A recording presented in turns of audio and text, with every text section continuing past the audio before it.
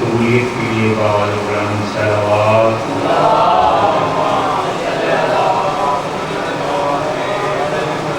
اپنے اپنے گناہوں کی بخشش کے لیے مرحومین کی مغفرت کے لیے جو بھی باوال بلند صلوات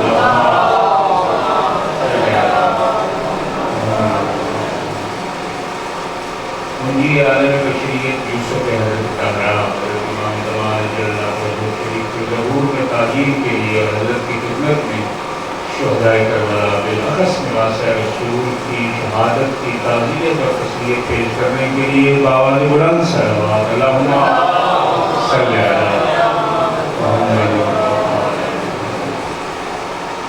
ماشاءاللہ لا حول ولا قوة الا باللہ العلی العظیم حسبنا اللہ ونعم الوکیل ونعم المولا ونعم النصیر رب اشرح لی صدری ویسر لی امری واحلل عقدۃ من لسانی یفقہوا قولی اعوذ باللہ من الشیطان الرجیم بسم اللہ الرحمن الرحیم الحمدللہ رب العالمین الصلاۃ والسلام والتحیۃ والاکرام علی رسولہ الکریم وعلی آلہ الطیبین الطاہرین المعصومین المظلومین الذین اذهب اللہ عنہم الرجس وطہرہم تطہیرا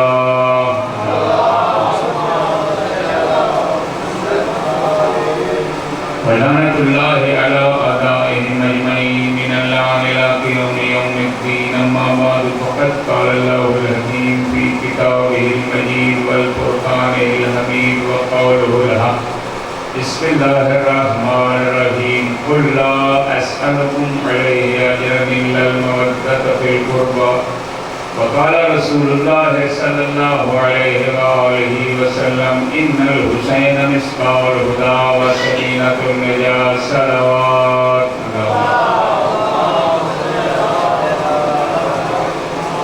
دعا ہوں کہ اللہ تعالیٰ آپ کا اس مقام پہ چل کے آنا اپنی عبادت میں شمار فرمائے اور اس کا ثواب آپ تمام حاضرین اس بستی کے جتنے مرحومین ہیں اور بانیان مجلس کے مرحومین کے نامہ اعمال میں اس مجلس کے اللہ کا ثواب پر فرمائے مومنین نے جو ہمارے ذمہ دعائیں لگائیں آپ کے ذمہ دعائیں لگائی گئی اور سب کی دعاؤں کو اس کے یاد فرمائے اور ہم سب کی دعا ہم سب کی التجا کے پروردگار منجی عالم بشریت یوسف حضرت طاہرہ حضرت امام زمان کے ظہور میں تعظیم فرمائے ان سب دعاؤں کی قبولیت کے لیے ہمیں کے باوال بلند صلوات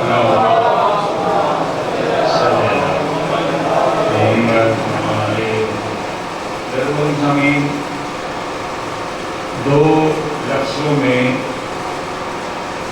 امام حسین علیہ السلام نے اپنے قیام کے مقصد کو بیان فرمایا جب حضرت سے پوچھا گیا کہ آپ اس لیے قیام کر رہے ہیں حضرت نے اپنے خطبے میں ارشاد فرمایا کہ میں کسی فتنہ و فساد کے لیے نہیں نکل رہا بلکہ میں اپنے نانا کی امت کی اصلاح کے لیے نکل رہا ہوں قیام امام حسین کا مقصد ہے اصلاح امت مصطفیٰ جو مقصد قیام امام حسین کا ہے وہی مقصد مجلس امام حسین کا ہے مجلس امام حسین بھی اصلاح امت مصطفیٰ کا ذریعہ ہے مجلس امام حسین کربلا شناسی مجلس امام حسین ایک ایسی درسگاہ ہے کہ جس میں انسان شناسی کا درس دیتا ہے معاشرہ سازی کا درس ہے یہاں اصلاح امت مصطفیٰ کے لیے ہر جو چیز ضرورت ہے وہ اس مجلس امام حسین کی برکت سے مجلس امام حسین برپا کرنے والے فراہم کرتے ہیں اسی اصلاح امت مصطفیٰ کا ایک حصہ ہے اس مقصد کے لیے امام نے قربانی دی دین محمد مصطفیٰ کو بچانے کے لیے اسی دین مصطفیٰ کے مسائل شرعی میں سے ایک مسئلہ شرعی بیان کروں گا توجہ ہے میرے کرنا جو بندہ بھی سارے نمازی ہیں اور ان علماء دوست افراد میرے سامنے تشریف فرما ہیں جو بندہ بھی اپنی نماز میں کھڑا ہوتا ہے اس کو کھڑا ہونا کیسے کھڑا ہونا ہے، اس میں رکوع کرنا ہے تو کیسے رکوع کرنا ہے، سجدہ کرنا ہے تو کیسے سجدہ کرنا ہے، یہی ایک مسئلہ بیان کرنا ہے۔ اور بچوں کے لیے، نوجوانوں کے لیے کہہ رہا ہوں، جب انسان نمازی نماز میں کھڑا ہوگا ایک ہی مسئلہ بیان کرنا ہے، اور پھر میں اگلے مرحلے میں آؤں گا۔ جو بندہ بھی نماز کے لیے کھڑا ہوتا ہے، جہاں جیسے امام حسین میں فضائل امام حسین بیان ہوں، وہاں ان احکام کو بھی بیان ہونا چاہیے جن احکام کو بچانے کے لیے فرزند رسول نے قربانی دی۔ نمازی جب نماز کے لیے کھڑا ہو تو اس کے دو پاؤں کے درمیان کتنا فاصلہ ہونا چاہیے؟ 4 انگلی سے کم نہ ہو اور 1 بالغ سے زیادہ نہ ہو۔ باہر سے آنے والے بندے کو پتہ چلے کہ یہ بندہ نماز پڑھ رہا ہے، اور جب سجدہ کر رہا ہو تو پیشانی اس کی خاک کربلا پہ ہو، مستحب ہے، خاک کربلا پہ تاکید ہے، لیکن سر زمین پہ جب ہو، پیشانی زمین پہ ہو تو دونوں ہاتھ کہاں ہونے چاہیے؟ پاؤں کے انگوٹھے زمین پہ ایسے لگے ہونے چاہیے، اور دونوں ہاتھ نمازی کے دونوں کانوں کے بالمقابل ہونے چاہیے، نہ زیادہ آگے ہو نہ زیادہ پیچھے ہو۔ تو یہ ہے نا، سمجھ آ رہی ہے بات؟ اور جب انسان قنوت پڑھ رہا ہو تو قنوت بھی پڑھنے کا طریقہ کیا ہے کہ انسان کے دونوں ہاتھ ملا کے انسان اپنی تھوڑی کے بالمقابل رکھے، نہ زیادہ اوپر کرے نہ زیادہ نیچے کرے۔ توجہ ہے؟ کہاں ہونے چاہیے ہاتھ؟ اس تھوڑی کے بالمقابل دونوں ہاتھ ہونے چاہیے۔ صلوات پڑھیں تھوڑا تھوڑے آگے تشریف لے آئیں۔ ساری نوجوان میرے لیے یہ ثابت ہے کہ نوجوانوں جی یہ دونوں ہاتھ جو ہیں تھوڑی کے بالمقابل ہونے چاہیے قنوت کی حالت میں، اور دونوں کانوں کے بالمقابل دونوں ہاتھ ہونے چاہیے، اور دونوں ہاتھ اس طرح ملے ہوئے جم شدہ دونوں ہاتھ ہوں، انگلیاں ایسے کھلی ہوئی نہ ہوں، اور دونوں انگوٹھوں کے دونوں جو پاؤں ہیں ان کے انگوٹھے زمین پہ لگے ہونے چاہیے۔ اچھا، جو بندہ بیٹھ کے نماز پڑھتا ہے، کمر میں درد ہے یا کسی وجہ سے مریض ہے، اور اس سے ڈاکٹر نے یہ کہا ہے کہ آپ بیٹھ کے نماز پڑھیں، تو اس کے رکوع اور سجدے میں فرق ہونا چاہیے۔ یہ مسئلہ، یہ جو مسئلہ ہے نا، یہ خالصاً بڑوں کے لیے، بچوں کے لیے نہیں ہے، کیونکہ بچے جو نہ بیمار ہوتے ہیں نہ انہیں ڈاکٹر کہتے ہیں کہ آپ بیٹھ کے نماز پڑھیں۔ بچوں کی دعائی ہوتی ہے، یہ صلوات پڑھے گا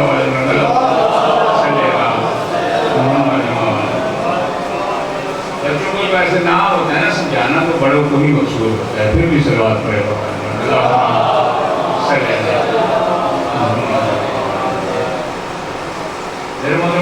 جب انسان رکوع کی حالت میں ہو تو جیسے میں بیٹھا ہوں ایسے ہی انسان بیٹھے، دونوں ہاتھوں کو دانتوں میں رکھے اور پھر سر کو جھکائے، اور جتنا اس سے جھکنا ممکن ہے، جتنا اسے ڈاکٹر اجازت دیتا ہے اتنا جھکے، رکوع اس کا ہو جائے گا۔ لیکن جب سجدے میں جائے، توجہ کیجیے گا میری طرف، جب سجدے میں جائے تو جو بندہ بیٹھ کے نماز پڑھ رہا ہے اس نے دونوں پاؤں کے انگوٹھوں کو ایسے زمین پہ لگانا ہے جیسے میں نے آپ کے سامنے لگائے ہوئے، اگر نہیں لگائے گا تو نماز اس کی نہیں ہوگی۔ لہٰذا یہ مجلس امام حسین کے صدقے میں سیکھ جاؤ کہ حد اقل تمہاری نماز تو صحیح ہو جائے۔ صلوات پڑھے بابا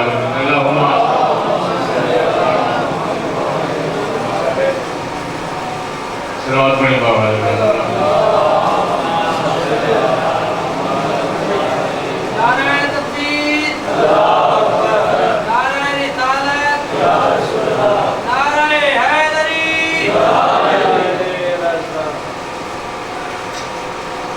ایک مسئلہ اور بھی اجازت ہو میں عرض کرتا ہوں، ایک مسئلہ ہے جنازے کا۔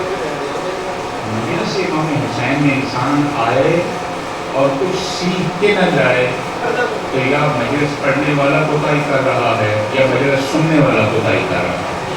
میرے محترم سامعین، یہ مجلس امام حسین، یہ جو مسائل شرعی ہیں، یہ بھی مقصد امام حسین کی کامیابی کی ضمانت اور دلیل ہے۔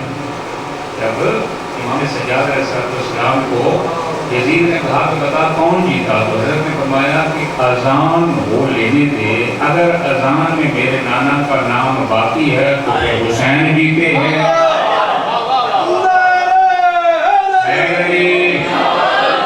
اور اگر تو نے اذان سے نام ختم کر دیا تو پھر یزید تو جیت گیا ہے۔ تو اس मजलिस इमाम हुसैन में भी अगर मसाइल शरई बयान हैं तो हो रहे हैं, तो इसका मतलब है मजलिस हुसैन भी कामयाब मजलिस है। नमाज जनाजा जो पढ़ा जाता है, मरना तो हर किसी में है ना। लोग खुदा के मुनकर हैं, तौहीद के मुनकर हैं, नबूवत के मुनकर हैं, इमामत के मुनकर हैं, अदालत इलाही के मुनकर हैं, लोग कुरान के मुनकर हैं, लोग इमाम के मुनकर हैं, लोग हर चीज़ के मुनकर हैं। मौत का कोई मुनकर नहीं है। जब मरना ही है तो फिर मरे इंसान ऐसे जिस पे अल्लाह और अल्लाह का रसूल राज़ी हो, ऐसी मौत हासिल है। नमाज जनाजा हर बंदे को याद करना वाजिब है। मतलब मुझे दुआएं देंगे आप और बानी मजलिस की दुआएं देंगे इंशाअल्लाह। वैसे सारी आप बानी है मेरे लिए। नमाज जनाजा फ़िक़्ह जाफ़री शिया इस्ना अशरी में हर बंदे का पढ़ना वाजिब है। याद करना भी ज़रूरी है और पढ़ना भी ज़रूरी है। जो बंदा नमाज जनाजा नहीं पढ़ता, इसका मतलब है वो अपना फरीज़ा अदा नहीं करता। यानी मुँह से बोलना ज़रूरी है, मुँह से जुमलात कहने ज़रूरी है, वो शहादतैन का इकरार और सारी दुआएं लिखी है। हर बंदे को नमाज जनाजा वाजिब जो है वो याद करना ज़रूरी है। अब मैं इजाज़त हो तो जनाजा सुनाता ही हूँ आपको, सुन नहीं रहा, सुनाना चाहता हूँ। हर बंदे के लिए ज़रूरी है नमाज जनाजा याद करें। इसे याद नहीं है, मजलिस इमाम हुसैन के सदक़े में, मजलिस इमाम हुसैन की बरकत से आज याद करके जाए। और मैं ये बता दूं आपको, आज अगर किसी का जनाजा आप नहीं पढ़ रहे तो कल कोई और आपका भी नहीं पढ़ेगा, ये ज़हन में रहे। और मरना हर किसी में है। 5 तकबीर नमाज जनाजा वाजिब कुर्बतन इलल्लाह। जनाजे की वजह से घबरा तो नहीं है, मतलब मौत अपने वक्त पे आनी है। और अगर जनाजा पढ़ने से इंसान को मौत आती होती तो मौलवी कोई ना रहता। सलवात पढ़े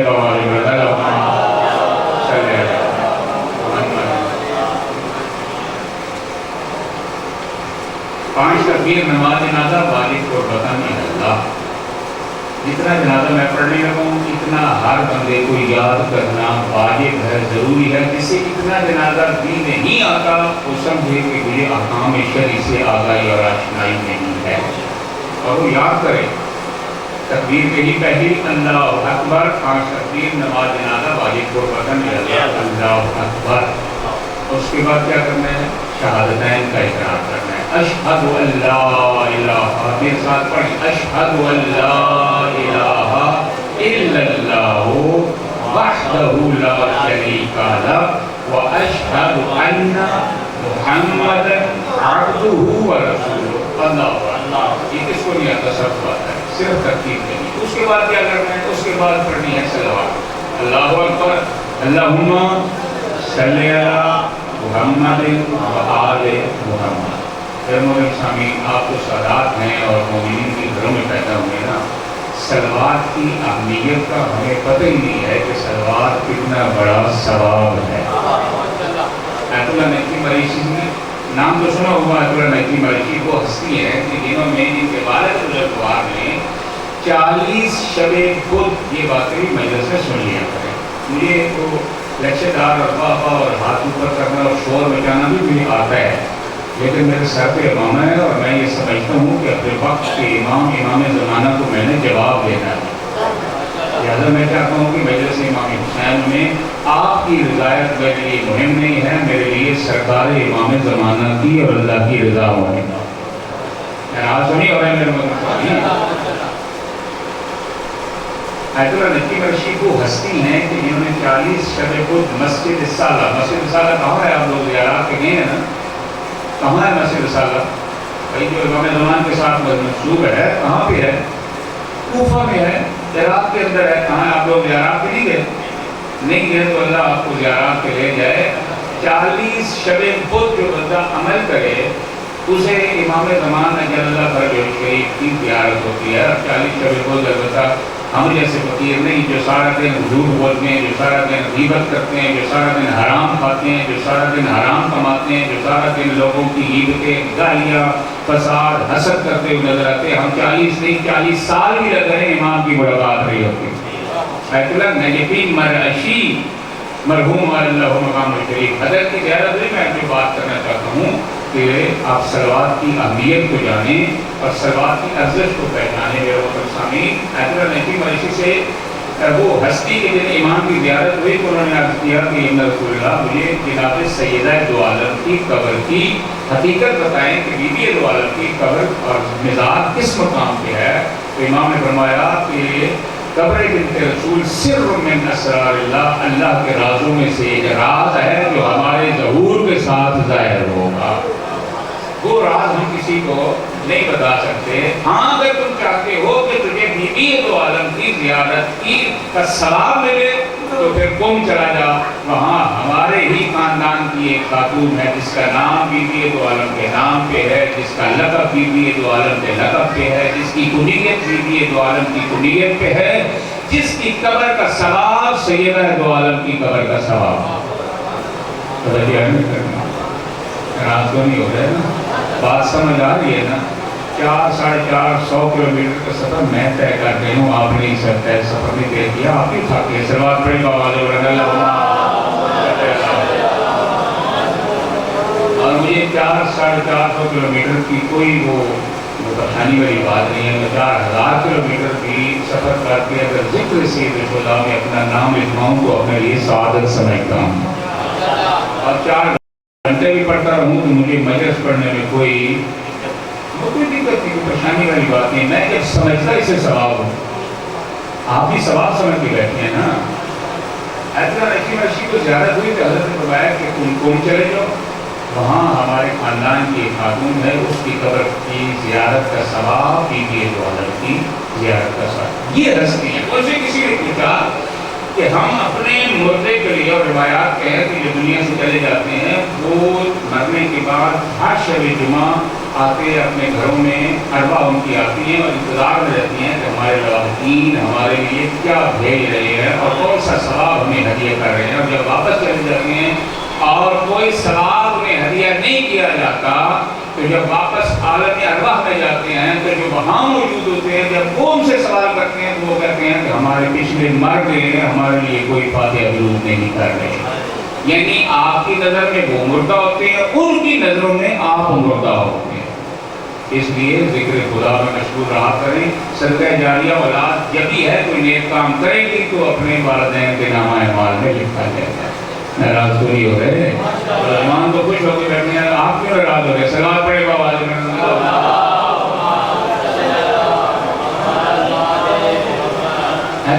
اسی سے کسی نے پوچھا کہ ہم اپنے مرحومین کے لیے، میں اپنے مردے کے لیے کون سا ایسا نیک عمل کروں کہ میرا مردہ بخشا جائے؟ توجہ فرمائیے گا مومنین اور سادات کرام، یہ کتنی اہمیت ہے، فضیلت ہے، ارزش ہے، کتنی باکمال چیز ہے درود پر محمد وآل محمد۔ حضرت نبی مرشد نے فرمایا اس نے نہیں کہا کہے گا سورۃ یاسین، کوئی بڑی سورت کہے گا، کوئی بڑا ذکر کہے گا، فرمانے لگے جب تو قبرستان میں جاتا ہے اپنے مردے کے اصالے ثواب کے لیے صرف ایک بار محمد وآل محمد پہ درود بھیج تیرے مردے بخشے جائیں گے۔ صلی اللہ محمد والے محمد بلانتا صلوات۔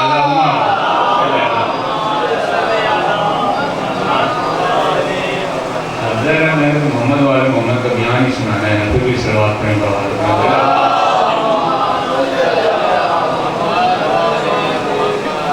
میرا قصیدہ یہی ہے جو آپ کو سنا کر رہا ہوں۔ نہ میرے پاس شور ہے اور نہ میرے پاس پیٹے ہیں اور نہ میرے پاس پیسے ہیں کہ میں پیٹے کو ڈال کر گیا ہوں۔ آپ ہی بولیں گے تو بولیں گے، صلوات پڑھیں گا والے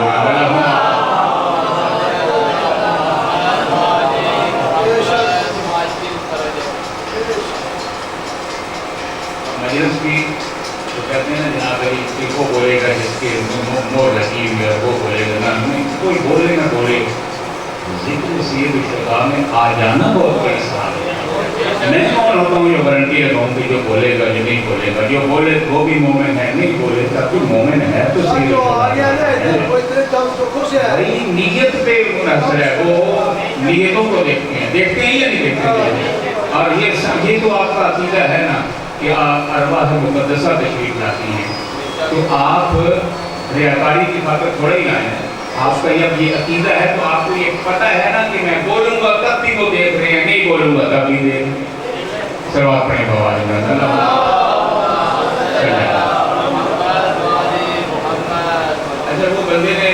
کیا کہ رام صاحب میں ایک دفعہ درود پڑھوں گا تو میرا مردہ بخشا جائے گا. انہوں نے فرمایا صرف تیرا مردہ نہیں، تیرے ایک بار درود پڑھنے سے اس قبرستان میں جتنے مردے ہوں گے وہ سارے بخشے جائیں گے اور کچھ ثواب بچ بھی جائے گا. یہ ہے سلمان. دوسری تکبیر کیا ہوئی؟ اللہ اکبر اللہم صلی علی محمد وعلی اللہ اکبر. تیسری تکبیر ہوگی مختصر جملے سے اللہم اغفر للمؤمنین والمؤمنات. اتنے جملے یاد کرنے ہر بندے کے لیے ضروری ہیں. اللہم اغفر للمؤمنین والمؤمنات. اس کے بعد اللہ اکبر. اور اس کے بعد اگر مرد کا میت ہے، میرے مولم بعض بات عالم دین نہیں ملتا تو بچوں کو اتنا جنازہ آنا چاہیے کہ بغیر جنازے کے کہیں مردے کو دفن نہ کر دو یا جنازے کو برباد کر کے دفن نہ کر دو. ظاہر ہے جب آپ نہیں پڑھیں گے تو کوئی اور پڑھے گا، تو جو اور پڑھے گا اس کا تو عقیدہ بھی اور ہے. صلوات پڑھے گا آواز بلند اللہم صلی علی. اتنا تو یاد کرنا واجب ہے. اور جسے نہیں آتا سارا دن سوشل میڈیا پہ کھیلتے رہتے ہو، یہ موبائل اٹھا کے یاد کر لو. مرد کا میت ہے تو مذکر کی ضمیر لگاؤ، عورت کا ہے تو مؤنث کی ضمیر لگاؤ. اگر مرد کا میت ہے تو اللہ اکبر کہنے کے بعد آخری دعا یہ پڑھنی ہے. سب مل کے پڑھے اللہم اغفر لہذا المیت، اللہم اغفر لہذا المیت. اور اگر خاتون کی ہے تو پڑھنا ہے اللہم اغفر لہذا المیت. کیا پڑھنا ہے؟ اللہم اغفر لہذا المیت. جنازہ تمام. توجہ فرمائیے آپ. اللہ اکبر جنازہ تمام. یہ تو آتا ہے نا سب کو. اب مجلس امام حسین، اس مجلس کے بعد اب میں صاحب جانتے ہیں آپ سب لوگ کو، میں میرے کو نام کے ڈاکٹر لکھا ہوا ہے. تو جب ڈاکٹر ہے تو ڈاکٹر پھر کوئی نہ کوئی تشخیص کرتا ہے نا جنازہ ہی. یہ وہ نماز جنازہ ہے جو میں نے آپ کو سنایا اور آپ نے یاد کرنا ہے. اب ہوم ورک کے طور پہ ایک جملہ کہتا جاؤں کہ جو آپ نے مجھے کبھی پھر توفیق ہوئی کہ جو سنانا ہے، یہ تو ہے کہ اگر مرد کا جنازہ ہے یا عورت کا جنازہ ہے تو مذکر اور مؤنث کی ضمیر لگانی ہے. اور اگر جنازہ ہو نابالغ بچے کا پھر کیا پڑھنا ہے یہ آپ نے یاد کر کے مجھے سنانا ہے. سلوات پڑھے باوال اللہم صلی علی محمد. جنازہ تمام. اور جنازے کو کبھی بھی مذاق نہ سمجھا کرو. یہ مجلس امام حسین میرے محترم سامعین، یہ مجلس امام حسین خوش گزرانی کا اور وقت گزارنے کا اور پیسے کمانے کا ذریعہ نہیں ہے. توجہ ہے میرے جناب کی.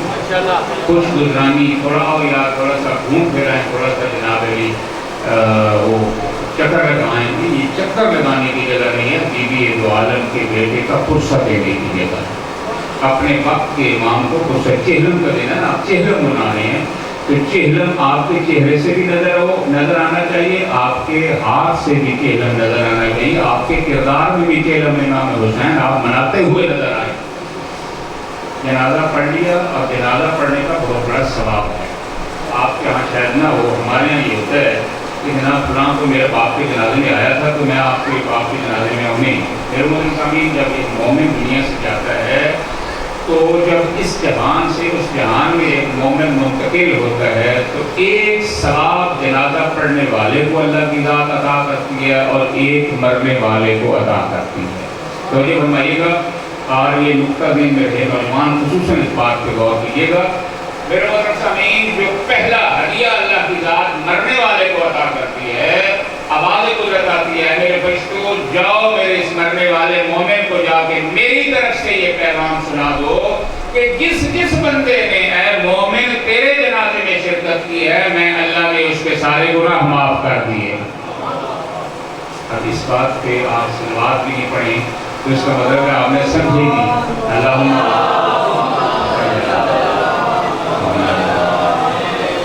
میں مجبور نہیں کرتا کہ آپ صلواتیں میرے کہنے پہ پڑھیں. آپ زبان کو معطر رکھیں، ذکر محمد والے محمد سنتے بھی جائیں اور ذکر محمد والے محمد کرتے بھی جائیں اور درود محمد والے محمد بھی پڑھتے ہیں. پہلا ہدیہ مرنے والے کو اللہ کی ذات عطا کرتی ہے. میرے بندے تیرے جنازے میں جس نے شرکت کی ہے، آج سے پہلے اگر کسی مومن کے جنازے میں شرکت نہیں کرتے تھے، آج کے بعد اس مجلس امام حسین کے صدقے میں شرکت کیا کرو. اس مرنے والے پہ احسان نہیں کر رہے بلکہ اپنے گناہ بخشوانے کے لیے.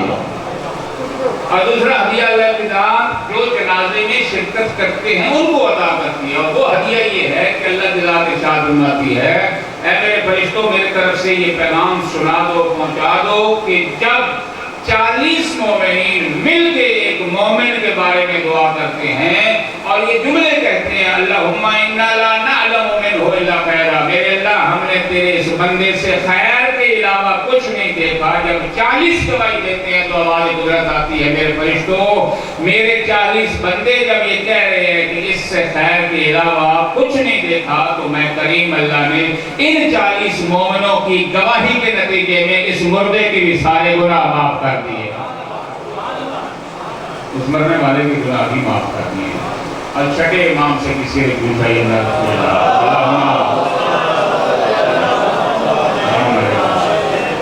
چھٹے امام سے کسی نے پوچھا کہ رسول اللہ یہ جو آپ کہتے ہیں کہ اللہم انا لا نعلم منہ الا خیرا، میرے اللہ کوئی وقت کی کمی تو نہیں ہے، کوئی مطلب کوئی معذوریت تو نہیں ہے کہ جناب آدھا گھنٹہ پڑھنا یا گھنٹہ شام تک کوئی اور خطیب نہ آئے تب بھی میں پڑھتا رہوں گا. سلوات پڑھے بابا علیہ وسلم.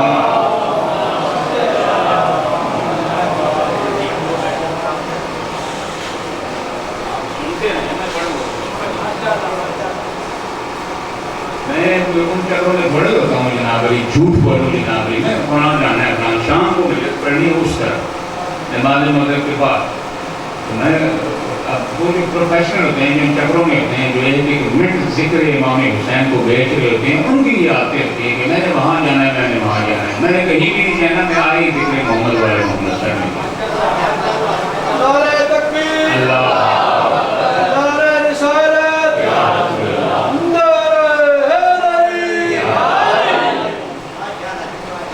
جنہوں نے مجھے بلایا وہ تو سنیں گے نا، باقی اگروٹی ہے.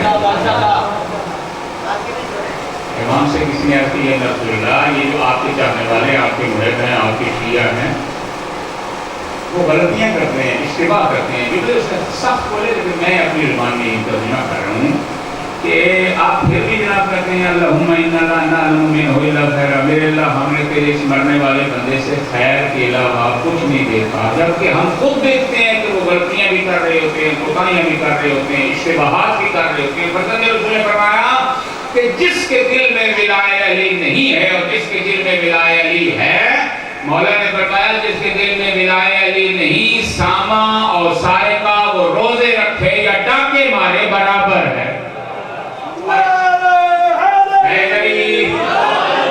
جس کے دل میں ولائے علی ہے، توجہ ہے، ہم جو گواہی دے رہے ہوتے ہیں اس کے ذاتی فعل کے بارے میں گواہی نہیں دے رہے ہوتے ہیں، ہم یہ گواہی دے رہے ہوتے ہیں میرے اللہ ہم نے ساری زندگی سے علی علی کرتے دیکھا ہے. ہم یہ گواہی دے رہے ہیں کہ اقرار ولایت علی ابن ابی طالب اس نے ہمارے سامنے کیا. آپ توجہ فرمائیے اور نتیجہ نکال کے دوں ایک نقطہ جو آپ کی خدمت میں بیان کرنا مقصود ہے. توجہ میری طرف ہے، گھبرانے کی ضرورت نہیں ہے. اب یہ گھبرانے والا جملہ بھی سیاسی بن گیا ہے کہ گھبرانا نہیں ہے، گھبرانا ہے. سلوات پڑھے بابا علیہ وسلم.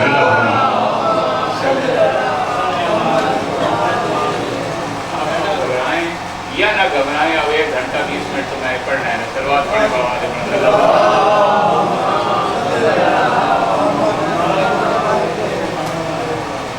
آپ توجہ میری طرف ہے. کیا وہ بندہ جب دنیا سے جاتا ہے تو مرنے والے کو بھی اللہ کی ذات ہدیہ عطا کرتی ہے، اور جو بندہ جنازے میں شرکت کرتا ہے شرکت کرنے والے کے بھی گناہ معاف ہو جاتے ہیں. تو مجھے بتائیے گا یہ ہے نہیں شہید بھی ہے ساتھ، اور ایک صرف شہید نہیں سید الشہداء کا جنازہ ہوا اس میں شرکت کرنے والے کا کیا مقام ہوگا، اور پھر سید الشہداء بھی نہیں سید الشہداء کی ماں کا جنازہ ہو اس میں شرکت کرنے والے کا کیا مقام ہوگا.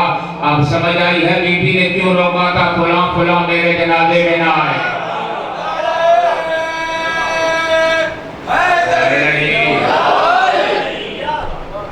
جنازے میں شرکت کرنا تمام بات نہیں ہے. آپ سمجھ آؤ گی ہوگی کہ بی بی نے فرمایا کہ فلاں فلاں میرے جنازے میں نہ، جنازے میں بھی جائیں، شرکت کریں اور ثواب کے لیے سے شرکت کریں. اور آپ سارے ایک دوسرے کے بھائی ہیں، یعنی مومنین ایک دوسرے کے بھائی ہیں. باہر سے کسی کو یہ نہ کہنا پڑے کہ جناب علی مومن کہے کہ میرے باہر سے بندے آئے، نہیں، مقامی مومنین ایک دوسرے کے ساتھ مل کے محبت سے اس طرح رہا کریں. یہ مجلسوں کا فلسفہ یہی ہوتا ہے کہ مومنین آپس میں مل کے بیٹھیں، ایک دوسرے کی احوال پرسی بھی ہو، ایک دوسرے کے حالات سے آگاہی بھی ہو. صرف بانی کو چہرہ دکھانا مقصود نہیں ہوتا، اپنے زمانے کے امام کے ساتھ ایک عہد و پیمان کرنا ضروری ہوتا ہے. مجلس میں امام جب تشریف لاتے ہیں تو تم بھی جب آتے ہو مجلس میں تو اپنے وقت کے امام سے کوئی عہد کر کے جا رہے ہو. اور یہ نہ سمجھا کرو کہ امام غیب ہیں.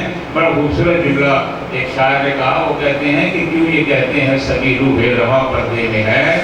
آپ سارے اردو گان ہیں، کیوں یہ کہتے ہیں سبھی روح رواں پردے میں ہے، آنکھ پر پردہ پڑا ہے وہ کہاں پردے میں ہے. یہ آپ کے اور میرے اور ہم سب کی آنکھوں کے گناہوں کے پردے ہیں. ورنہ اسی مجلس میں امام تشریف لاتے ہیں اور بروز معاشر جب زیارت ہوگی تو ہم کہیں گے کہ ہاں فلاں مقام پہ مجلس پہ امام حسین کی مجلس پہ حضرت کی مجھے زیارت ہوئی تھی. تو جب یہ عقیدہ ہے تو پھر مجلس میں ایسے آؤ کہ جب مجلس میں آؤ تو امام زمان تجھے دیکھ کے خوش بھی ہوں، تیرے حق میں دعا بھی کریں.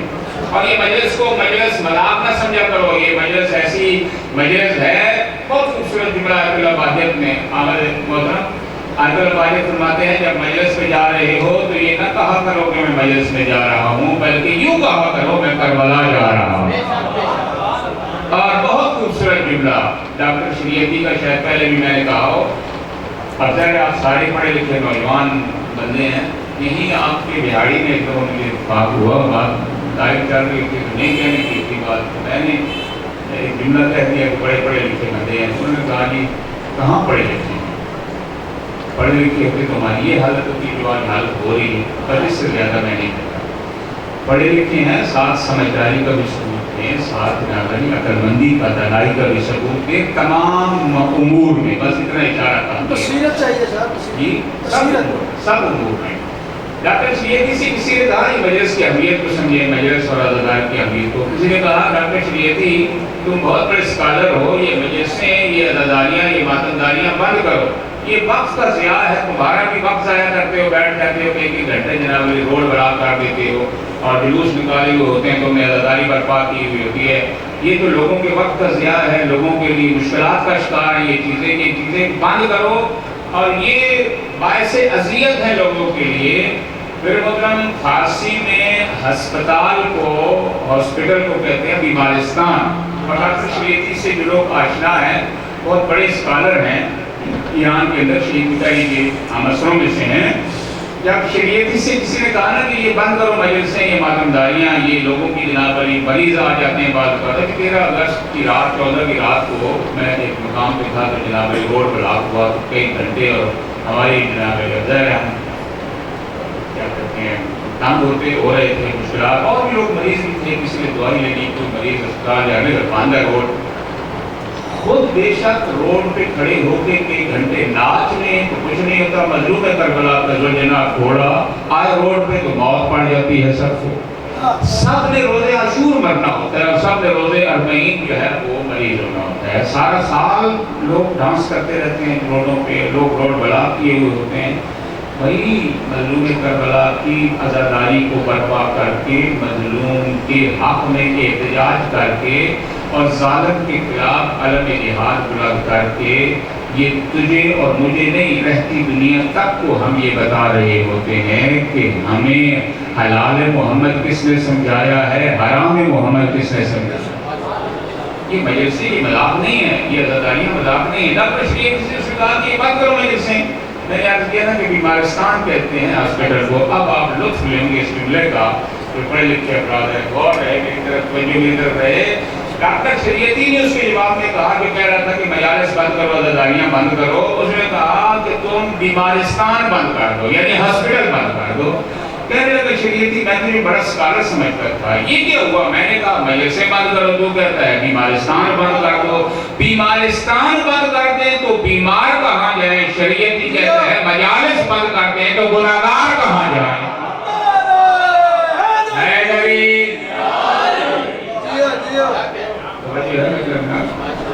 یہ مجلسیں ہماری بخشش باعث نجات ہیں، لیکن اس وقت جب پڑھنے والا وہ پڑھے جس پہ اللہ، اللہ کا رسول اور آل رسول راضی ہوں۔ میری مرضی جو ہے نا میں پڑھتا رہوں تو میری مرضی مہم نہیں ہے، مرضی مجلس میں حسین ابن علی کی مرضی ہے۔ اور آج کل آپ نے دیکھا ہوگا، اس بات پہ آپ ناراض نہیں ہوں گے لیکن یہ آپ کے فائدے کی بات ہے، تو یہ میرا یہ عقیدہ ہے۔ اب میں دیکھتا ہوں عقیدے والے بولے گا، اور یہ ساری زندگی 40 50 سفید ریش بندے جو بیٹھے ہیں، یہ اب تک بے عقیدہ رہے اور تو جناب یہ عقیدہ سکھائے۔ یہ سید جو شروع سے میرے والد محترم کہا کرتے تھے، صرف سید ہیں جنہیں یہ شرف حاصل ہے کہ شروع سے مسلمان ہے، باقی سارا تو سکھ اور ہندو اور کراڑ تھے۔ اب ایک کراڑ جو کل مسلمان ہوا ہے وہ سیدوں کو بتائے گا کہ عقیدہ کیا ہے، عقیدہ کسے کہتے ہیں۔ ایک فقیہ اہل بیت عصمت و طہارت امام خمینی جیسی شخصیت جس نے اسلام کے چہرے کو اور اسلام کے وجود کو بلند کیا، رہبر معظم حضرت آیت اللہ خامنہئی، یہ تو آپ کا دیکھو یہ بات ہے نا کہ کس نے اسلام کو بلند کیا ہے اور کس نے اسلام کو ختم کیا ہے۔ یہ بھی تو آپ کے یہ ان ایام کی بات ہے نا، یہ تو سامنے کی بات ہے۔ اب تو اور میں اور ہم سب سکھائیں گے سید علی خامنہئی کو کہ اسلام کسے کہتے ہیں، عقیدہ کسے کہتے ہیں، عقیدہ کس کا ٹھیک ہے اور عقیدہ کس کا ٹھیک نہیں ہے۔ یہ جو بندہ یہاں کھڑے ہو کے عقیدے بتا رہا ہوتا ہے نا، اس سے پوچھو کہ جو 40 سال 50 سال فقیہ ہے اہل بیت عصمت و طہارت، قال اللہ الحکیم، قال اللہ رسول اللہ الحکیم، قال الامام الصادق، قال الجعفر الصادق کہتا ہوا نظر آتا ہے، وہ بھی یہ نہیں کہتا کہ میرا عقیدہ یہ ہے، وہ کہتا ہے معصومین نے یہ فرمایا۔ اپنی طرف سے نہ ٹھوک دیا کرو میرا یہ عقیدہ ہے۔ اور میرے محترم سامعین، عقیدہ کون سا صحیح ہے اپنی زبان سے نہیں بیان کر رہا، یہ جوانوں کے لیے یاد کرتا ہے چلوں تاکہ اس مجلس کا فائدہ اور اس کا ثواب آپ کے مرحومین کے نامہ اعمال میں جاری ہو جائے۔ 2 لفظوں میں بتانے لگا ہوں، پھر کبھی فرصت ہوئی تو تفصیل سے عرض کروں گا۔ شاہ عبدالعظیم حسنی جن کا مزار ہے تہران کے اندر، جن کی زیارت کا ثواب ہے کربلا کی زیارت کا۔ شاہ عبدالعظیم حسنی امام علی نقی علیہ السلام کا 4 ائمہ کی معیت میں رہے، 4 ائمہ کے صحابی بن کے رہے۔ شاہ عبدالعظیم حسنی علیہ الرحمہ انہوں نے عقیدہ بیان کیا ہے امام علی نقی علیہ السلام کے سامنے آ کے، اور امام سے پوچھا کہ ابن رسول اللہ میرا یہ عقیدہ صحیح ہے؟ حضرت نے فرمایا یہ تیرا عقیدہ نہیں ہے، یہی ہے میرا بھی ہے، میرے اجداد کا بھی یہی عقیدہ ہے۔ اور وہ کون سا عقیدہ ہے؟ اس مجلس کے صدقے میں آپ میں کوئی بندہ کھڑا ہو کے بتا سکتا ہے تو کون سا عقیدہ ہے جو شاہ عبدالعظیم نے بتایا ہے؟ صلوات پڑھے گا اللہ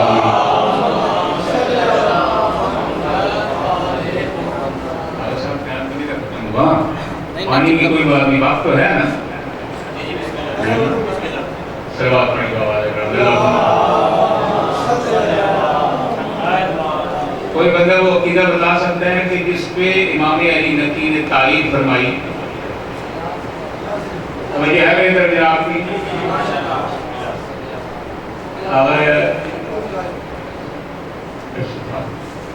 وہ عقیدہ جو امام علی نقی علیہ السلام نے کے سامنے بیان ہوا اور حضرت نے تائید کی، وہ عقیدہ کون سا ہے؟ اس کا مطلب ہے آپ سوشل میڈیا پہ کھیلتے ہیں، مطالعہ نہیں کرتے۔ صلوات پڑھے گا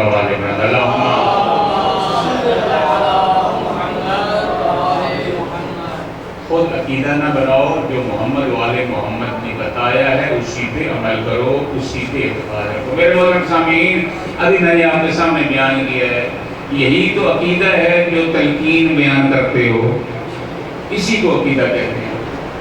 شہادتین کا اقرار، اللہ وحدہ لا شریک کی وحدانیت کا اقرار، پیغمبر خدا حبیب کبریٰ کی نبوت کا اقرار، عدل الہی کا اقرار، امامت کا اقرار، قیامت کا اقرار، یہی عقیدہ ہے نا۔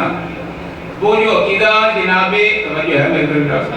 امام علی نقی کے سامنے پیش ہوا تھا، شاہ عبدالعظیم حسنی نے بیان کیا تھا اور حضرت نے تائید فرمائی تھی، وہ یہی عقیدہ ہے۔ کوئی آپ سے سوال کر دے تو اس مقابلے میں کہ وہ کون سا عقیدہ ہے تو آپ کو پتہ ہونا چاہیے یہی جو تلقین ہے، نیت ہے، یہی عقیدہ ہے۔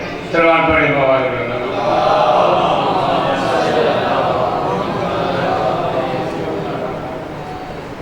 میرے خیال میں خوش باتیں اتنی کافی ہیں، اس سے زیادہ میں آپ کی سما فریش نہ کروں، ایک وقت سلوات پڑھیں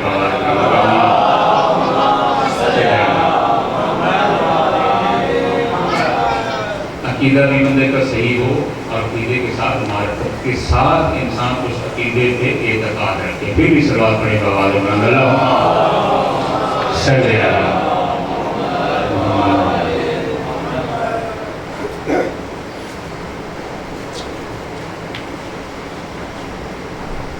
پیغمبر خدا حبیب کبریا صلی اللہ علیہ وآلہ وسلم کی خدمت میں اصحاب پیغمبر تشریف لائے اور آپ کے عرض کیا یا رسول اللہ، آپ نے جو ہمیں اسلام سکھایا، آپ نے جو ہمیں مسلمان بنایا، اور میں کہا کرتا ہوں در حقیقت یا رسول اللہ آپ نے ہمیں انسان بنایا، اس کے نتیجے میں ہم اجر رسالت کے طور پہ آپ کی خدمت میں کچھ درہم اور دنانیر دینا چاہتے ہیں۔ پیغمبر خدا حبیب کبریا نے فرمایا کہ مجھے تمہارے درہم اور دنانیر کی کوئی ضرورت نہیں ہے، میں نے جو تبلیغ دین کا کام کیا ہے اس کی رضا کے لیے کیا ہے، اور وہی مجھے اجر عطا کرے گا۔ واضح قدرت ای حبیب تیری طرف سے نہیں میری طرف سے کل انہیں کہہ دے، اگر تم مجھے اجر رسالت دینا چاہتے ہو تو میرے اقربا سے مودت اور محبت اختیار کرو۔ صحابہ نے پوچھ لیا یا رسول اللہ من قرابت، وہ آپ کے قرابت دار کون سے ہیں جن کی مودت اور محبت کا حکم دیا جا رہا ہے؟ میرے محترم کوئی غنی ہوگا کوئی سخی ہوگا، مجھے اس سے کوئی سروکار نہیں ہے، جس کسی کی محبت کی کا اگر قرآن مجید میں کسی کی محبت کا حکم دیا گیا ہے تو خدا وحدہ لا شریک کی قسم ہے فقط محمد والے محمد کی مودت اور محبت کا حکم دیا، اس کے علاوہ کسی کی محبت کا حکم نہیں دیا گیا۔ توجہ ہے نا بہتر لینا؟ پوچھا گیا، رسول خدا نے فرمایا ہم علی والفاطمہ والحسن والحسین، جن کی مودت اور محبت واجب ہے، علی ہے، حسن ہے، حسین ہے اور فاطمہ زہرا ہے، ان ہستیوں میں ایک ہستی ہے حسین ابن علی کی ذات۔ اور پیغمبر نے فرمایا ان الحسین مصباح الہدی و سفینۃ النجاۃ، کہ میرا حسین کشتی نجات بھی ہے، ہدایت کا چراغ بھی ہے۔ یا الفاظ بدل کے کیا جو پیغمبر یہ فرما رہے ہیں، جسے ہدایت چاہیے وہ بھی حسین کے دروازے پہ آئے، جسے نجات چاہیے وہ بھی حسین کے دروازے پہ آئے۔ اور سادہ کر دوں، اگر کسی کو نجات چاہیے وہ بھی حسین حسین کرے، اگر کسی کو ہدایت چاہیے وہ بھی حسین حسین کرے۔ توجہ ہے نا بہتر جناب کی؟ حدیث قدسی میں آیا ہے اذا اراد اللہ بعبد الخیر، جب اللہ کی ذات اپنے کسی بندے کے ساتھ خیر اور بھلائی کا ارادہ کرتی ہے، اللہ کی ذات، کوئی نبی نہیں، کوئی مسیح نہیں، کوئی امام نہیں، کوئی غوث قطب قلندر ایم پی اے نہیں، اللہ کی ذات جب اپنے کسی بندے کے ساتھ خیر اور بھلائی کا ارادہ کرتی ہے تو اللہ کی ذات کرتی کیا ہے؟ قذف فی قلبہ حب الحسین، اس بندے کے دل میں محبت حسین ڈال دیتی ہے۔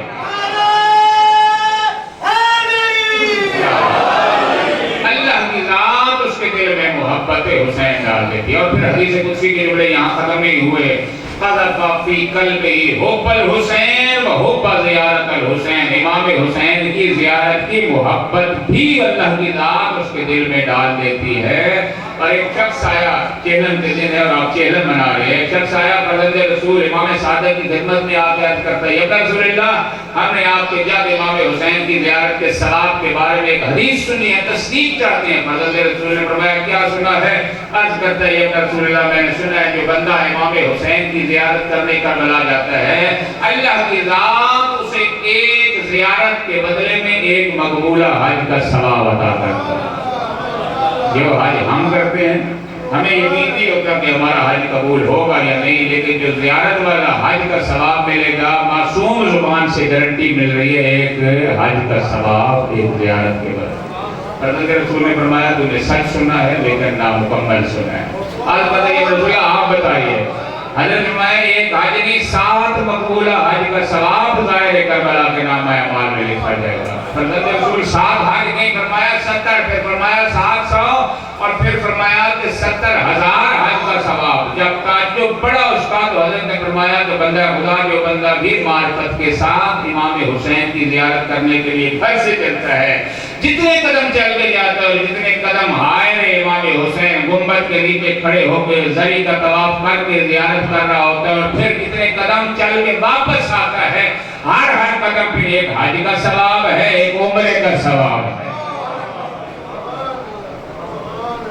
لیکن بندہ جائے مارکت کی سال زیارت کرنے کے لیے، ہم جو حرمین پہ جاتے ہیں، جتنا نیک متقی پرہیزگار ہو واپسی پہ یہی بتاتا ہوا نظر آتا ہے، وہ جو میں نے وہاں بکری کھائی تھی، میں نے وہاں گوشت کھایا تھا، میں نے جناب مچھلی کھائی تھی، میں نے پتہ نہیں کیا کھایا، تو وہاں یہ کھانے کے لیے گیا تھا، یہ کھانے کے لیے فرزند سارا ساری کائنات ان کے صدقے میں یہاں بیٹھ کے کھا رہی ہے، یہ جو تو بتا رہا ہوتا ہے کہ میں نے مجھے یہ مل گیا اور میں نے دل میں ارادہ کیا تو آگے مجھے یہ مل گیا، یہ تیرا کمال نہیں ہے، یہ عراقیوں کا کمال ہے۔ کبھی تو بھی حسین کے نام پہ دے کے دے، کبھی تیری مجلس میں بھی قربانی، تیری مجلس میں بھی کبھی مچھلی ملی ہے، کبھی تیری مجلس میں مہارت کا گوشت ملا ہے، یہ تو ان کا کمال گن رہا ہے۔ یہ کیا ہوا کہ میں ان کے کمال گنوں؟ لطف یہ ہے کہ تو جائے فرزند رسول کی زیارت پہ جا کے سلام کرے، حسین ابن علی تیرے سلام کا جواب دیتے ہوئے نظر آئے۔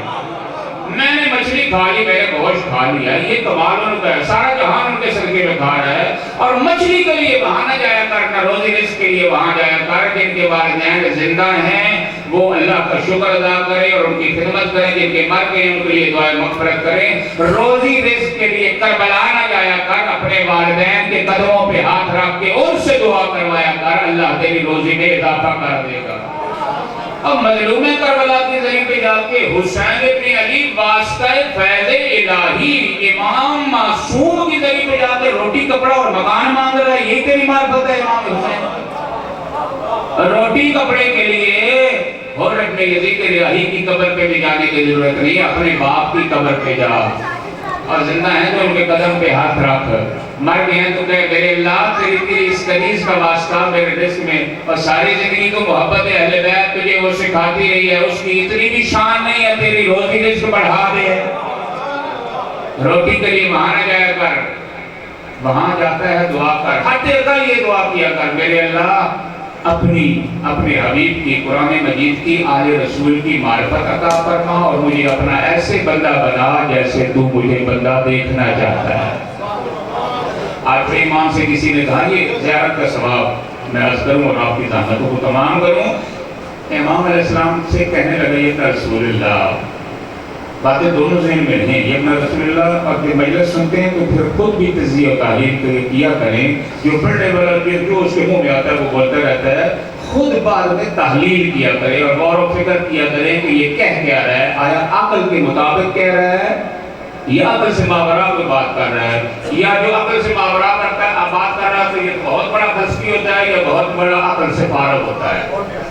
غور کیا کرے، خود بھی مجلس امام حسین انسان کو عاقل بنا کے اٹھاتی ہے، جہالت میں اضافے کا ذریعہ مجلس میں نہیں ہونا چاہیے، اور جیسے تھے والی پوزیشن میں بھی آئے ہوتے اس کا مطلب ہے جاہل تھے جاہل چلے گئے۔ مجلس امام حسین انسان کو کمال پہ لے کے جائے، انسان کی عقل کو ترقی کی منزل پہ لے کے جائے، پھر کمال ہے۔ امام حسین علیہ السلام کی زیارت کا ثواب جب بیان ہوا تو فرزند رسول سے کہنے لگا سائلیہ میں رسول اللہ یہ ثواب کی مقدار آپ نے رک رک کے کیوں بیان تھا تو نہیں میرے مدد یہ ثواب کی مقدار آپ نے رک رک کے کیوں بیان کی ہے؟ جب اس نے عرض کیا تو فرزند رسول نے فرمایا کہ یہ جو ثواب کی مقدار میں نے رک رک کے بیان کی ہے، پہلے کا 7 پھر کا 70 پھر 7 لاکھ اور پھر فرمایا ہر قدم پہ ایک حج عمرے کا ثواب ہے، تو یہ فرمائیے گا یہ ظاہر کی معرفت پہ موقوف ہے، جس کی جتنی معرفت بلند ہوگی اتنا زیادہ ثواب لے گا۔ ایک بندہ جاتا ہی مچھلی کھانے کے لیے اسے مچھلی نہیں ساتھ مرغ بھی مل جاتا ہے، اس کی یہی معرفت ہے، اور ایک بندہ جاتا ہے فرزند رسول میں تیری بارگاہ میں آیا ہوں، میں بے دین تھا دیندار بن کے جانا چاہتا ہوں، اور 8ویں امام سے کسی نے پوچھا یا رسول اللہ ہمیں کیسے پتہ چلے ہماری زیارت قبول ہے، معیار قبولیت کیا ہے ہماری زیارت کا؟ فرزند رسول نے فرمایا اگر ہماری زیارت کر لینے سے پہلے اور زیارت کر لینے کے بعد اپنے اندر تبدیلی محسوس کرو سمجھو تمہاری زیارت ہے، ورنہ سیر ہے زیارت نہیں ہے۔ ناراض تو نہیں ہوگی میں ہم سارے سیر کرنے جاتے ہیں نا، سلوات پڑھیں بابا علیہ برادر محمد اللہ صلی اللہ علیہ وسلم۔ کیسی تبدیلی؟ فرمایا اگر بے دین تھے دیندار بن کے جاؤ، گناہگار تھے توبہ کر کے جاؤ، کسی غریب بہن بھائی سید کا حق کھایا تھا وعدہ کر کے جاؤ واپسی پہ جا کے ادا کروں گا، اپنے واجبات کی طرف متوجہ رہوں گا، محرمات سے آج کے بعد بتاؤں گا۔ میرے محترم سامعین، اب جب تو زیارت کر لیتا ہے نا تو پھر تبدیلی لے کے آ، اور پھر کہنے کی ضرورت نہ پڑے کیوں؟ اب یہ تیرے ہاتھ عام ہاتھ نہیں ہے، مظلوم کربلا کی زری کے ساتھ بس ہو گئے ہیں، اور تیرا تو عقیدہ یہ ہے کہ شبیہ ذوالجنا، شبیہ تعزیہ جو ہے نا میرے وہاں بھی تو کتنے ادب اور احترام سے ہاتھ لگاتا ہے، تو جب زری امام حسین کو تیرے ہاتھ لگ جائے تو اب تو کسی یتیم کے سر پہ نہیں پڑھنے چاہیے، اب تو دست شفقت بن کے آنے چاہیے یار۔ یا یہ تیرے لب آپ لب نہیں رہے، لبوں نے بوسہ لے لیا ہے کربلا میں امام حسین کی زری کا، اب یہ تیری آنکھیں عام آنکھیں نہیں ہیں، اب یہ کسی نامحرم کو نہ دیکھیں، مظلوم کربلا کی زری کو دیکھ کے پاک اور پاکیزہ ہو چکی ہیں، اب یہ تیرے قدموں کے گناہ معاف ہو چکے ہیں، اب یہ کسی کعبہ خانے میں نہ جائیں، اب یہ عزا خانے میں چلتے ہوئے نظر آئیں، اب یہ تیرے ہاتھ چہرہ عمل اور کردار، واپسی پہ تجھے زبان سے نہ کہنا پڑے کہ میں زیارت کر کے آیا ہوں، تیرا چہرہ اور عمل اور کردار بتا رہا ہو یہ مظلوم کربلا کا زوار آ گیا ہے۔ اور میں کہا کرتا ہوں جس طرح آیت اللہ ماجد نے فرمایا تھا نا کہ جب مجلس میں جاتے ہیں تو نہ کہا کرو کہ مجلس میں جا رہا ہوں، بلکہ کہا کرو کربلا جا رہا ہوں، جس طرح وہاں سے واپسی پہ انسان کو کہنا نہ پڑے کہ میں زیارت کر کے آیا ہوں، تیرا چہرہ عمل اور کردار بتا رہا ہو کہ یہ زوار کربلا آیا ہے، اسی طرح جب مجلس سے اٹھ کے باہر جاؤ تیرا چہرہ عمل اور کردار بتا رہا ہو یہ مظلوم کربلا کا عزادار آ رہا ہے۔ اب یہ تیری آنکھیں کسی نامحرم کو نہ دیکھیں، اور خواتین کے لیے بھی، میرے مائیں بہنیں بیٹی ان کے لیے بھی ہے، پہلے اگر گناہگار تھی تو مجلس میں بی بی دو عالم سے ساتھ وعدہ کر کے جا رہی ہو، آج کے بعد جب مجلس سے اٹھو تو محلے والی عورتیں، شہر والی عورتیں، علاقے والی عورتیں یہ کہتی ہوئی نظر آئیں کہ ہاں یہ کنیز حضرت زہرا آ رہی ہے، اور آپ کو بھی لوگ دیکھتے ہیں کہ مظلوم کربلا کا عزادار آ رہا ہے، جیسے تھے والی پوزیشن میں اٹھ کے چلے گئے تو اس کا مطلب ہے مجلس کو سے تو نے کچھ نہیں سیکھا۔ مجلس سے تبدیلی لے کے جائے انسان، جب باہر جائے تو انسان کا چہرہ اور کردار یہ بتائے کہ یہ مظلوم کربلا کا عزادار آیا ہے۔ چہرم کے دن ہیں، میں اپنے وقت کے امام کی خدمت میں تعزیت پیش کرتا ہوں، آپ مومنین سادات کی خدمت میں تعزیت پیش کرتا ہوں، بڑا مظلوم ہے مظلوم کربلا، انا کثیر الابرار، آنسوؤں کے لیے کتنا ترس گیا ہے مظلوم کربلا۔ میرے محترم سامعین، مظلوم کربلا کی اور سید سجاد کی زندگی کو اگر آپ دیکھیں تو سید سجاد کو کسی ذاکر کے پڑھنے کی ضرورت نہ ہوتی تھی، کسی واعظ کے پڑھنے کی ضرورت نہ ہوتی تھی، صرف جب پانی مظلوم کربلا کے غم میں پیاس امام حسین کی یاد کو یاد کر کے مظلوم کربلا کا بیٹا گریہ کرتا تھا، جب کھانا آتا تھا کھانے کو دیکھ کے گریہ کرتا تھا، جب بازار میں جانور کو ذبح ہوتے دیکھتا تھا فقط دیکھتے ہی گریہ کرنا شروع کر دیتا تھا۔ مدینے کے لوگ کربلا کے واقعے کے بعد مظلوم کربلا کے اس بیٹے کے سامنے جانور ذبح نہیں کرتے تھے۔ میرے محترم سامعین، چونکہ چہرم کے دن ہے، آخری خطیب امام حسین کی شہادت آپ کے سامنے بیان کرے گی، میں دو جملے چہرم کی مناسبت سے عرض کرتا چلوں۔ جب چلنے لگے نا 11 محرم کو، ہر کسی نے دیکھا نظرت یمیناً و شمالا، کون کس کو سوار کرائے، یہی وہ زینب کبریٰ تھی۔ جب 60 ہجری تھی تو کہیں سے عباس پڑھ کے سوار کروا رہے تھے، کہیں سے علی اکبر پڑھ کے، اب جب 61 ہجری کی آئی ہے نا 11 محرم، کوئی نہ تھا جو زینب کو اونٹ پہ سوار کرے۔ ایک دفعہ سید سجاد آگے بڑھے اور آگے بڑھ کے اپنی پھوپھی اماں کو سوار کیا۔ ایک دفعہ جب قتل گاہ سے گزرنے لگی نا تو اپنے آپ کو قتل گاہ میں حسین ابن علی کی لاش کے قریب گرا دیا، اور پھر ایک دفعہ انگشت پہ دندان کھڑے ہو کے زینب کبریٰ نے رونا شروع کیا اور ایک سوال کیا، انت اخی الحسین، کیا تو ہی میرا بھائی حسین ہے؟ مجھے مجھے یہ بتاؤ حسین جیسا بھائی ہو، زینب جیسی بہن ہو، کیا زینب حسین کو نہیں پہچانتی تھی؟ لیکن تاریخ یہ کہتی ہے حسین اتنے مظلوم تھے، حسین کی لاش اتنی پامال ہو چکی تھی، زینب کبریٰ پہچان نہیں سکی اور رو کے کہتی تھی انتا قل حسین، کیا تو ہی میرا بھائی حسین ہے؟ کیا تو ہی زہرا کا لاڈلا ہے؟ پھر الوداع کر کے چلی گئی کوفہ اور شام کے بازار گزار کے۔ جب چہلم پہ واپس آئی ہے نا، علامہ اختر عباس صاحب کے جملے وہ فرمایا کرتے تھے مجھے نہیں پتا 1 سال کے بعد رہا ہو کے آئی ہے یا 1 ماہ کے بعد رہا ہو کے آئی ہے، لیکن تاریخ یہ بتاتی ہے جب سیدانیہ رہا ہو کے واپس آئی ہے، سکا بھائی حنفیہ بھی زینب کبریٰ کو پہچان نہ پایا تھا، یہی سوال کرتا تھا کیا تو ہی زینب ہے؟ یہی وجہ ہے جب آئی ہے بھائی کی قبر پہ سلام کیا بھیا حسین تیرا مقصد بچا کے آئی ہوں، آج کے بعد زینب نے اتنی قربانیاں دی ہیں، حسین تجھ سے کوئی یزید پھر بیعت طلب نہیں کرے گا، لیکن حسین کل 11 محرم کو جب تجھے الوداع کر رہی تھی اور تیری لاش اتنی پامال ہو چکی تھی، میں زینب تجھے پہچان نہ پائی تھی، میں نے کھڑے ہو کے سوال کیا انتا قل حسین، کیا تو ہی زہرا کا لاڈلا ہے؟ لیکن اے حسین آج اگر اللہ کی ذات تجھے اجازت دے اور تو قبر سے باہر ہے، تو بھی میری حالت دیکھ کے یہی سوال کرے گا کیا تو وہی زینب ہے؟ کیا تو وہی زہرا کی لاڈلی ہے؟